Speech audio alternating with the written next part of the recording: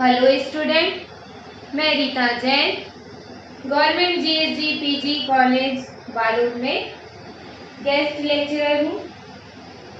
आज का lecture M.Com 4th semester का सब्जेक्ट इंटरनेशनल मार्केटिंग को लेकर के है, जिसमें यूनिट 3 के बारे में मैं आप लोगों को बताऊंगी, जिसमें आज का टॉपिक है क्वालिटी इशू, यानी कि क्वालिटी के संबंध में समस्याएं।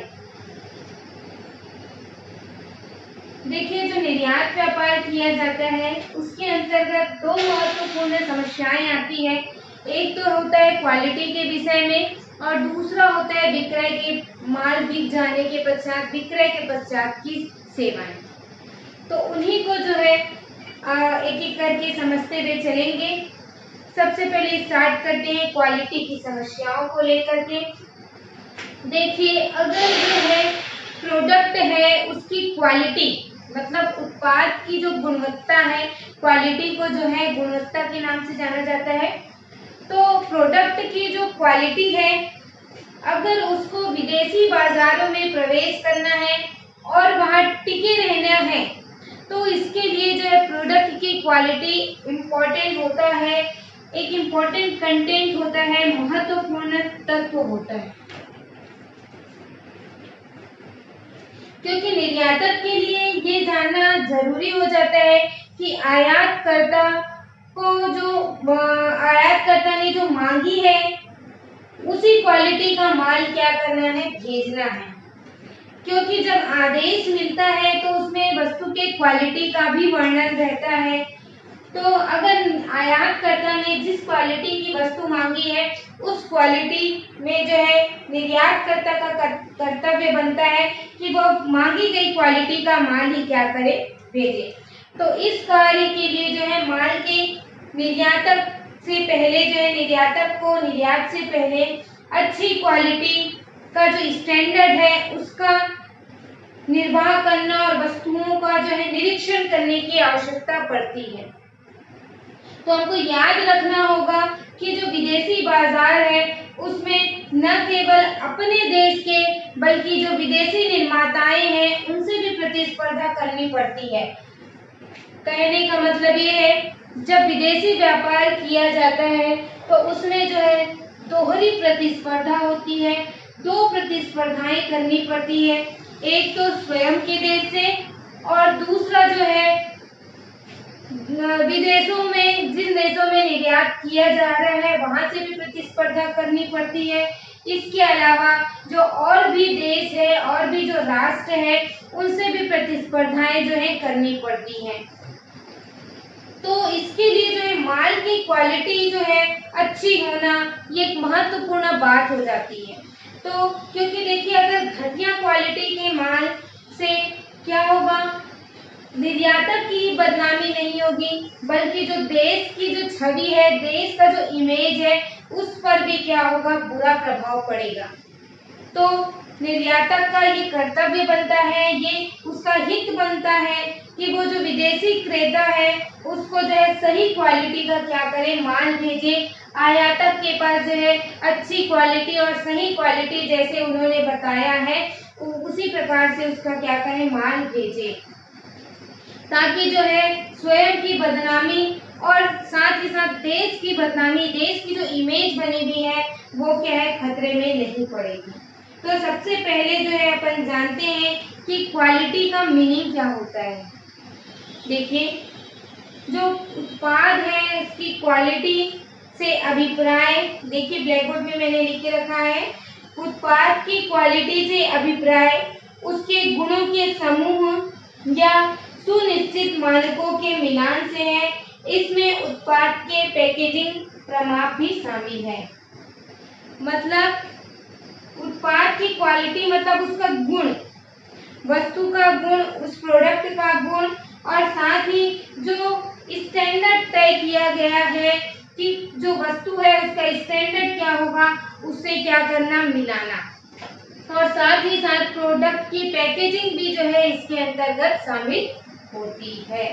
तो क्वालिटी का मतलब यही है कि जो है उस वस्तु के गुणों का समूह और मानकों से मिला, और पैकेजिंग भी शामिल है।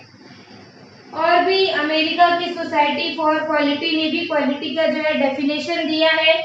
क्वालिटी का मतलब ये है कि एक वस्तु या सेवा के जो विशेषताएं हैं या उसके लक्षण हैं, जिसमें सभी प्रकार की जो आवश्यकताएं हैं उनको संतुष्ट करने की क्या होती है, क्षमता होती है। मतलब जो ग्राहकों को संतुष्ट करने की क्या करता है, क्षमता रखता है, वो क्वालिटी कहलाता है। क्योंकि जिससे क्या होंगे, उपभोक्ता उस वस्तु को लेकर के क्या होंगे, संतुष्ट होंगे। देखिए, जो क्वालिटी होती है दो प्रकार की होती है। एक तो नीची या जिसको घटिया क्वालिटी बोलेंगे, ऊंची यानी कि बढ़िया क्वालिटी। तो क्वालिटी का जो केंद्र बिंदु है वो है उपभोक्ता, उपभोक्ता की संतुष्टि। क्वालिटी किस पर आके अटकती है, उपभोक्ता की संतुष्टि। जिस प्रकार से क्वालिटी होगी उसी प्रकार से उपभोक्ता क्या होंगे, संतुष्ट होंगे। और जो व्यापार को लेकर के मुख्य उद्देश्य भी यही होता है कि उपभोक्ताओं की क्या करना, संतुष्टि प्राप्त करना।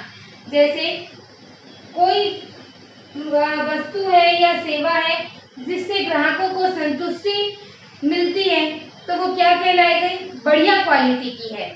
लेकिन यदि कोई प्रोडक्ट जो उपभोक्ता को संतुष्ट नहीं करती या संतुष्ट करने में क्या हो जाती है, असफल हो जाती है, तो क्या माना जाएगा, वो घटिया क्वालिटी की माना जाता है। तो ये जरूरी नहीं है कि जो अच्छी क्वालिटी का माल ही क्या किया जाए, निर्यात किया जाए, बल्कि ये भी ध्यान में रखना पड़ता है कि विदेशी बाजार में किस मूल्य पर माल बेचा जा सकता है। मतलब उपभोक्ता का क्रय व्यवहार कितना है, किस मूल्य पर जो है उपभोक्ता वस्तु खरीदना चाहता है, ये भी क्या करना पड़ता है, ध्यान में रखना पड़ता है। साथ ही साथ माल की क्वालिटी जो है मूल्य के अनुसार होगी। मतलब या तो ऐसा बोल सकते हैं, मूल्य के अनुसार माल की क्वालिटी या क्वालिटी के अनुसार जो है माल का मूल्य तय किया जाएगा। तो माल की क्वालिटी जो है मूल्य के अनुसार होनी चाहिए। जैसे कोई वस्तु 20 रुपए की है, जैसे मान लो कोई पेन जो है 2 रुपए की है और कोई पेन 10 रुपए की है, तो दोनों की क्वालिटी में क्या होगा, फर्क होगा। दोनों की स्याही में, इंक में क्या होगा, फर्क होगा। उसकी क्वांटिटी में भी क्या होगा, फर्क होगा। तो अपन ये कह सकते हैं कि जो माल की क्वालिटी जो है माल का निर्माता ही डिसाइड करता है, वही निर्धारण करेगा कि माल की क्वालिटी कैसी होगी। हाँ, ये हो सकता है कि माल जब जो है अपने देश में या अंतरराष्ट्रीय व्यापार में जो है मानक के अनुसार क्या होना चाहिए, जो स्टैंडर्ड तय किया गया है संस्थाओं के द्वारा, उनके अनुसार जो है माल की क्वालिटी होनी चाहिए। इसके अलावा निर्यातक को जो है आयात के द्वारा जो निर्धारित क्वालिटी है उसको भी ध्यान में रखना होगा। क्योंकि यदि निर्धारित क्वालिटी से जो है बहुत ऊंचा है तो माल क्या होगा, घटिया क्वालिटी का बनाना होगा। लेकिन अगर जो है निर्धारित मानक जो है नीचे है तो माल की क्वालिटी भी क्या होगी, घटिया होगी। तो बढ़िया क्वालिटी और घटिया क्वालिटी के बीच का जो क्वालिटी आता है वो मध्य स्तर की क्वालिटी कहलाती है। तो निष्कर्ष ये निकाल सकते हैं कि क्वालिटी एक तुलनात्मक धारणा है जो कोई निश्चित धारणा नहीं है। मतलब ये तुलना करती है कि इससे उपभोक्ता की संतुष्टि किस प्रकार से होती है, उसके हिसाब से घटिया क्वालिटी और बढ़िया क्वालिटी और जो है बीच की क्वालिटी वो मध्य स्तर की क्वालिटी कहलाती है। तो इस प्रकार से जो है क्वालिटी को जो है तुलना किया जाता है जिसकी कोई धारणा नहीं है। अब जो है क्वालिटी जो होती है वो एक निष्पादन क्वालिटी भी होती है और अनुरूपता क्वालिटी, मतलब परफॉर्मेंस क्वालिटी। जैसे कहने का मतलब है परफॉर्मेंस क्वालिटी, जिससे उत्पाद जो है उपभोक्ता को किस स्तर की क्या कर रहे हैं, संतुष्टि प्रदान कर रहे हैं। जैसे कैरियर अपन बोल सकते हैं एयर कंडीशनर का जो परफॉर्मेंस है वो सैमसंग से क्या है, अच्छा है। जिनके पास पैसा है वो क्या करेंगे, कैरियर एयर कंडीशनर क्या करेंगे, खरीदेंगे। या फिर ऐसे बोल सकते हैं कि जैसे मान लो मोबाइल का अपन बात करें, एक तो है वीवो है, एक तो रेडमी है। जिस मोबाइल की क्वालिटी जो है अच्छी होगी, उस मोबाइल को क्या किया जाएगा, जिससे उपभोक्ता की संतुष्टि प्रदान होगी, उसके हिसाब से वो क्या होगा, खरीदा जाएगा। इसी प्रकार अनुरूपता क्वालिटी है, इसका मतलब ये है कि जो प्रोडक्ट है उसमें निश्चित जो मानक है उनके अनुसार कोई खराबी तो नहीं है। जैसे कैरियर और सैमसंग दोनों ही क्या है, एयर कंडीशनर के क्वालिटी के हैं, दोनों ही क्या करते हैं, उपभोक्ताओं को संतुष्ट करते हैं। परंतु जो कैरियर है वो सैमसंग से क्या है, बेटर है, तो क्या करेगा, कैरियर को खरीदेगा। इस प्रकार से उसकी अनुरूपता के अनुसार भी क्वालिटी होती है और निष्पादन के अनुसार भी क्वालिटी होती है। इसके हिसाब से जो है उपभोक्ता उसको खरीदता है, आयातक तभी उस वस्तु को क्या करेगा, खरीदेगा। अब देखिए, क्वालिटी को बनाए रखना है। किसी भी प्रोडक्ट की क्वालिटी तभी बनाई जा सकती है जब निर्माता जो है 2 स्तर पर क्वालिटी को बनाए रखता है। मतलब क्वालिटी को कैसे बनाए रखना है इसके बारे में डिस्कशन करते हैं, तो उसको 2 स्तर पर क्या करना पड़ेगा, क्वालिटी बनाए रखना होगा। जिसमें देखिए पहला लिखा है संस्था के अंदर और दूसरा आपूर्ति की श्रृंखला में।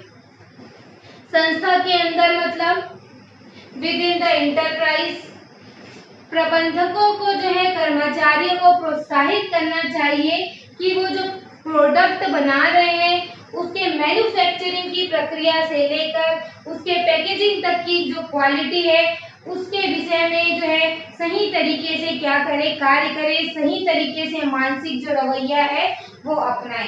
तो कर्मचारियों को काम करने का सबसे आसान तरीका न ढूंढकर बल्कि जो है सही तरीका ढूंढना चाहिए।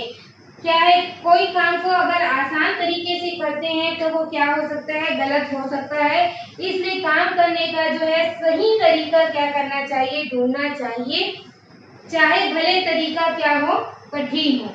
तो आसान तरीका ना हो करके बल्कि जो तरीका है वो क्या होना चाहिए, सही होना चाहिए, अच्छा होना चाहिए, भले कठिन रास्ता अपनाया जाए। और जो उत्पादन है उसकी मतलब स्टेज में जो है क्वालिटी स्तर को जो है लिखित रूप से भी लिखना चाहिए। कर्मचारियों को जो है एक पुस्तक दे देनी चाहिए जिससे कि वे क्वालिटी के मानकों का क्या कर सके, पालन कर सके। तो इस प्रकार से जो है संस्था के अंदर जो है क्वालिटी को बनाए रखा जा सकता है कर्मचारियों की सहायता से। तो कर्मचारियों को जो है आदेश देकर क्या कर सकते हैं, उसको बनाए रख सकते हैं क्वालिटी को। अब आपूर्ति की श्रृंखला में ये जो है कच्चा माल से जब उत्पाद बनाया जाता है तो वो जो क्वालिटी है वो ठीक होना चाहिए। इसके लिए आपूर्तिकर्ता से जो है सही कच्चे माल क्या करना चाहिए, मंगाना चाहिए, जिससे कि आपूर्ति श्रृंखला क्वालिटी प्रबंधन कहते हैं। तो जब कच्चा माल मंगाया जा रहा हो तो उसकी क्वालिटी कैसी होनी चाहिए, अच्छी होनी चाहिए, क्योंकि कच्चा माल से क्या बनता है, प्रोडक्ट बनता है। अगर कच्चा माल ही खराब होगा तो प्रोडक्ट भी अच्छा नहीं बनेगा। तो जो है 2 बातों का ध्यान रखना है संस्था के अंदर और आपूर्ति की श्रृंखला में। जो क्वालिटी स्टैंडर्ड है और टोटल क्वालिटी मैनेजमेंट, जो प्रोडक्ट है उसके क्वालिटी के जो है प्रमाप है उसको बनाए रखने के लिए जो है क्वालिटी प्रबंधन करना क्या है, जरूरी है। टोटल क्वालिटी मैनेजमेंट क्या होता है, जरूरी होता है, जिसमें निर्माता जो है न केवल जो है प्रोडक्ट के संबंध में क्वालिटी बनाता है बल्कि संस्थाओं का भी संचालन करता है, जिससे कि कच्चा माल खरीदने से लेकर के अंतिम जो प्रोडक्ट है उसको भेजने तक के संस्था के सभी कार्यों का जो है कोडिफिकेशन किया जा करके नियमों का क्या करना चाहिए, पालन करना चाहिए। और क्वालिटी पर के स्टैंडर्ड है उस पर भी विचार करना, ये भी क्वालिटी प्रबंधन की प्रणाली है, क्योंकि ये जो कार्य उपभोक्ता से जो प्राप्त हुई है सूचना है और शिकायत है उसके आधार पर किया जाता है। तो ये जरूरी होता है कि निर्माताओं के पास जो है प्रोडक्ट की गुणवत्ता का स्तर जानने के लिए कोई व्यवस्था हो, जिससे कि ग्राहकों का विश्वास क्या कर सके, जीत लिया जा सके। तो प्रमापीकरण जो है इसका कराना भी क्या है, जरूरी है, जिसके अंतर्गत जो है सर्टिफिकेट जारी किया जाता है वस्तुओं के क्वालिटी को लेकर के। इस संस्था भी बनाई गई है, जिससे कि प्रमापीकरण के से जो है क्वालिटी की जांच करने की प्रणाली भी है, जिससे जनता का विश्वास क्या हो सकता है, जीता जा सकता है। अब प्रमापीकरण जो करना है उसके लिए जो है तरीका होता है, जिसके आधार पर प्रमापीकरण किया जाता है। जैसे कि जो एक फर्म है या एक संस्था है वो अपने प्रमापों का क्या करना चाहती है, प्रमापीकरण करना चाहती है, तो वो पहले जो है मान लो भारत में है, तो भारत में नई दिल्ली में है प्रमापीकरण का जो संस्था है, ब्यूरो है, वहाँ क्या करना पड़ेगा, एक आवश्यक दिशा निर्देश उनसे प्राप्त कर सकती है और जो मापदंड जो तैयार किया गया है उसके लिए जो है प्रमाणीकरण के लिए आवेदन कर सकती है। फिर लाइसेंस के लिए आवेदन करना है तो उससे पहले फर्म को भी जान लेना क्या है, जरूरी है कि वो जो अपनी गुणवत्ता प्रणाली का संचालन प्रमाणकों के अनुसार कर रही है या नहीं, तो उसको जो है एक आवेदन फॉर्म भर कर निर्धारित फीस जमा करना होता है, जिसमें भारतीय मानक ब्यूरो जो है कार्यालय में जमा करके वहां पर जो है जांच पड़ताल के लिए लाइसेंस जारी करता है। और सबसे ध्यान देने योग्य बात यह है कि प्रमाणीकरण का एक अलग फॉर्म होता है और प्रमाण का चिन्ह होता है और फर्म द्वारा जो है निर्मित उत्पाद पर नहीं लगाया जाता, केवल फर्म अपने जो है IAS को क्या करती है, प्रमाणित करती है। तो जो वस्तु है, जो प्रोडक्ट है, ग्राहकों की आवश्यकताओं को पूरा करने में सक्षम है या नहीं, ये जो मानक है उपभोक्ताओं के लाभ के लिए है या नहीं, और प्रत्येक प्रोडक्ट और सेवा के विषय में जो है ये प्रमाणीकरण का जो है नियम लागू होता है, जिसमें जब इंटरनेशनल मार्केटिंग के अंतर्गत व्यापार किया जाता है तो प्रमाणीकरण का जो है सर्टिफिकेट होना जरूरी है, क्योंकि जब आयातक देश जो है अपने देश में आयात करेगा तो उसको जो है ये सर्टिफिकेट की आवश्यकता पड़ती है। और साथ ही साथ क्वालिटीज के संबंध में जानने के बाद जो है इसमें जो है सुधार करके क्या कर सकते हैं, माल की क्वालिटी को जो है नियंत्रण में लाया जा सकता है। तो इस प्रकार से जो है क्वालिटी की जो समस्याएं आती है उसको ध्यान में रखते हुए उसके जो संस्था के अंदर क्या करना चाहिए, क्वालिटी को बनाए रखना चाहिए, जिससे कि उपभोक्ताओं का विश्वास जो है क्या रहे, बना रहे, और माल एवं सेवा की जो गुणवत्ता है वो भी माल का जो निर्माता है उसकी क्षमता के अनुसार क्या करे, बना रहे। तो इस प्रकार से जो है माल को, गुणवत्ता को उसकी बनाए रखना क्या है, जरूरी है। उसकी क्वालिटी को मेंटेन करने से देखिए लाभ क्या है, क्वालिटी को मेंटेन करने से सबसे पहला लाभ है उपभोक्ताओं की संतुष्टि। अगर जो है निर्माता अच्छी क्वालिटी के माल देगा तो उससे ग्राहक क्या होंगे, संतुष्ट होंगे और बार बार उस प्रोडक्ट को क्या आएंगे, खरीदेंगे। ग्राहकों का दिल भी माल की जो क्वालिटी है उसको बनाए रखकर क्या कर सकते हैं, जीता जा सकता है। साथ ही साथ प्रतियोगिता की स्थिति में तो माल की अगर क्वालिटी अच्छा होगी तो जो प्रतियोगिताएं हैं, अंतर्राष्ट्रीय प्रतिस्पर्धा है, उसमें भी जो है बेहतर स्थिति बनाए रखने में क्या मिलेगी, सहायता मिलेगी और शिकायत भी कम आएगी और मरम्मत की भी आवश्यकता क्या होगी, कम होगी। अगर माल की क्वालिटी अच्छा होगी तो शिकायतें आएगी क्या, नहीं आएगी, और अच्छी क्वालिटी की होगी तो उसमें मरम्मत करने की भी आवश्यकता क्या होगी, कम पड़ेगी, जिससे कि ग्राहकों की संतुष्टि भी बढ़ेगी और जो उनके संसाधन है उसका अपव्यय भी क्या होगा, कम होगा। इसके अलावा माल की क्वालिटी जो है उत्पादन लागत में भी क्या करती है, कमी करती है, क्योंकि माल की क्वालिटी पर अगर कंट्रोल रखा संस्था ने तो उसके कार्य के ढंग में सुधार आएगा और जो प्रोडक्ट है उसकी लागत में क्या आएगी, कमी आएगी, जिससे माल को क्या है कम मूल्य पर भी क्या कर सकते हैं, बेच सकते हैं। साथ ही साथ एक और फायदा इससे ये है, ख्याति में वृद्धि। अच्छी क्वालिटी का माल बनाने से क्या होगा, फर्म की बाजार में जो है ख्याति बनी रहेगी, जिससे कि उनकी बिक्री में भी वृद्धि होगी और साथ ही मध्यस्थों के साथ जो संबंध है वो भी अच्छे बने रहेंगे। और कोई फर्म जो है नया प्रोडक्ट जो है बाजार में लाती है तो ग्राहक क्या है बिना शंका के उससे क्या करेंगे, स्वीकार कर लेंगे। जैसे कि मान लो फिलिप्स कंपनी है, वो क्या करती है, मान लो मिक्सी बेचती है, मिक्सर बेचती है, उसके अलावा जो है फैन बेचती है। अगर आपने अपने घर में जो है फैन ले आया और मान लो वो कंपनी जो है और भी इलेक्ट्रॉनिक आइटम बना रही है, जैसे टीवी बना रही है, फ्रिज बना रही है, तो आप क्या चाहेंगे, फिलिप्स का कंपनी की जो क्वालिटी है वो क्या होती है, अच्छी होती है। तो आप फैन के अलावा जो है और भी प्रोडक्ट क्या करेंगे, उसका खरीदने के लिए क्या होंगे, इच्छुक होंगे। आप दूसरे भी प्रोडक्ट क्या करेंगे, खरीदेंगे, जिससे कि फर्म की ख्याति में क्या हुई, वृद्धि हुई। क्यों वृद्धि हुई, क्योंकि जो प्रोडक्ट आपने उस कंपनी का खरीदा था, उस निर्माता का जो प्रोडक्ट आपने खरीदा था, वो उसकी क्वालिटी जो है आपको अच्छी लगी।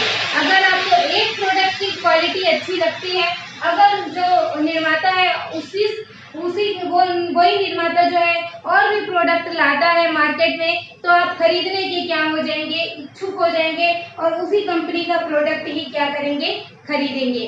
तो इससे जो है ख्याति में वृद्धि तो होती ही है, साथ ही उनके विक्रय में भी क्या होती है, वृद्धि होती है। तो ग्राहक जो है बिना शंका के क्या करेंगे, उसको खरीद लेंगे। और माल की गुणवत्ता में भी सुधार जो है निरंतर बनता है, जिससे नियंत्रण करना भी क्या हो जाता है, कर्मचारियों पर आसान हो जाता है और इससे जो है लागत भी नहीं बढ़ती। तो अगर क्वालिटी अच्छी होगी, अगर गुणवत्ता बनाए रखेंगे, क्वालिटी को मेंटेन करेंगे, तो इससे संस्था को लाभ ही होना है। साथ ही जो एजेंसियां हैं वो भी समय समय पर जो है माल की क्वालिटी के लिए क्या करती है, निरीक्षण करते रहती है, क्योंकि भारत से जब माल जो है निर्यात किया जाता है तो सबसे पहले उसका निरीक्षण किया जाता है। निरीक्षण कंपनियों के द्वारा निरीक्षण किया जाता है कि माल में जो है किसी प्रकार का फॉल्ट तो नहीं है। कई बार जो है विदेश के जो एजेंट है, निर्यात किए जाने माल का भी क्या करते हैं, निरीक्षण करने के लिए जो है अपने प्रतिनिधि निर्यात करने वाले देश को क्या करते हैं, भेजते हैं। तो मतलब कि विदेशों में भी जो है अपना निरीक्षण होता है और स्वयं के देश में भी क्या होता है, निरीक्षण होता है। तो इस निरीक्षण में खरा उतरने के लिए माल की क्वालिटी है, माल की जो गुणवत्ता है उसमें सुधार बनाए रखना क्या है, सुधार करना आवश्यक है, जिसके कई सारे फायदे हैं। अगर माल अच्छी क्वालिटी का, ऊंची क्वालिटी का, बढ़िया क्वालिटी का होगा तो उपभोक्ता की संतुष्टि बने रह सकती है। सो स्टूडेंट, आज की जो क्लास थी ये जो है आप लोगों का क्वेश्चन शॉर्ट नोट के रूप में पूछा जा सकता है। क्वालिटी की समस्याओं को लेकर के, माल की गुणवत्ता के संबंध में क्या फायदे हैं, ये क्वेश्चन जो है पूछा जा सकता है शॉर्ट नोट के रूप में। यूनिट 3 का क्वेश्चन है, इसलिए छोटा सा टॉपिक था तो मैंने आप लोगों को जो है वो बता दिया है। तो ये जो है क्वेश्चन को जो है तैयार कर लेंगे। क्वालिटी से आशय क्या है, कितने प्रकार की होती है, संस्था में क्वालिटी किस प्रकार बनाए रख सकते हैं और क्वालिटी बनाए रखने से क्या फायदे होंगे। तो ये सारी चीजें जो है मैंने आप लोगों को बता दिया है। तो स्टूडेंट, आज की क्लास जो है यहीं पर एंड करते हैं। नेक्स्ट क्लास में जो है अपन इसी से रिलेटेड, ये तो टॉपिक कंप्लीट हो गया, थर्ड यूनिट का ही जो है कुछ टॉपिक बचा है उसको देखेंगे। और घर पर रहिए और जो अपनी पढ़ाई है वो कंटिन्यू रखिए। Stay home and stay safe, बाहर मत निकलिए और घर पर ही क्या करते रहिए, अपनी जो है पढ़ाई में ध्यान देते रहिए। हम लेक्चर के माध्यम से जो है आपकी पढ़ाई जो है कंटिन्यू रखने की कोशिश कर रहे हैं। विगत कई लेक्चर के माध्यम से जो है आपका सिलेबस जो है पूरी कराने की पूरी कोशिश कर रहे हैं, जिससे कि आपकी जो है पढ़ाई वो निरंतर जारी रहे। So thank you so much student, और कोई भी दिक्कत जाती है तो मुझे कमेंट करें। Thank you so much.